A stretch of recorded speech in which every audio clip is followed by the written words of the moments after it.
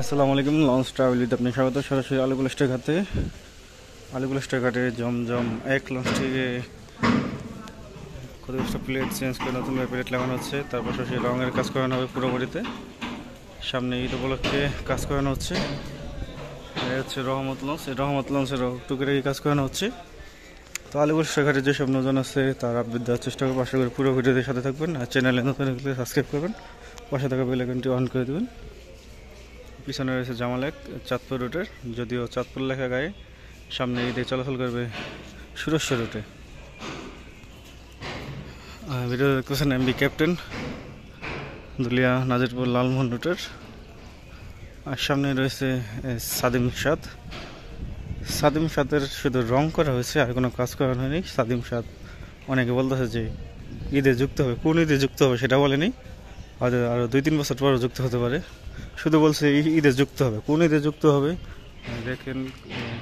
কেবিনের কোনো কাজ করানো হয়নি, লাইটিংয়ে কোনো কাজ করানো হয়নি, কোনো কিছুই কাজ করানো হয়নি। মানে একজন বললো যে ঈদে যুক্ত হবে, এটা নিয়ে লাফালাফি শুরু হয়ে গেছে। সামনে দেখতে পাচ্ছেন প্রিন্স অফ রাসেল ট্রেড, যদিও জাহিদ শাদ ও প্রিন্স অফ রাসেল এককে কেটে ফেলা হচ্ছে। ইতিমধ্যে মনে প্রায় কাটা শেষ পর্যায়ে।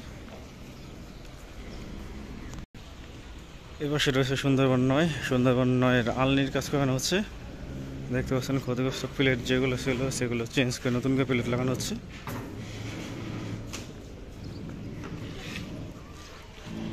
আর পিছনে সুন্দরবন 14 রঙের কাজ করানো হবে, সাথে আছে সুন্দরবন 7।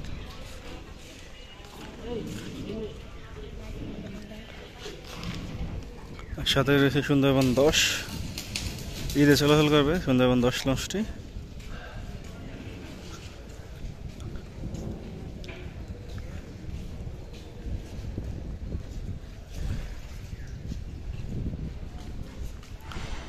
হচ্ছে রয়্যাল ক্রুজ 2 এই লঞ্চটি ঈদে বরগুনা রুটে চলাচল করবে।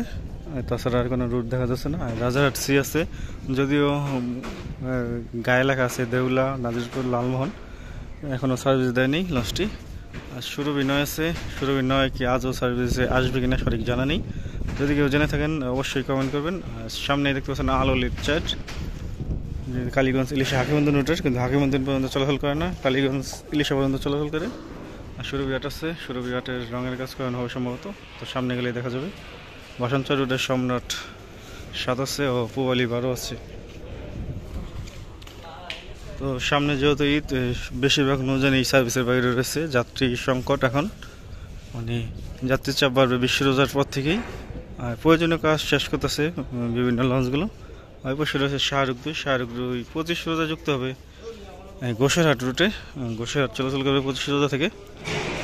আচ্ছা, সুরভিহাট বরিশাল রুটের, সাবেক বরিশাল রুটের, বর্তমানে কালীগঞ্জ ইলিশা রুটে চলাচল করে।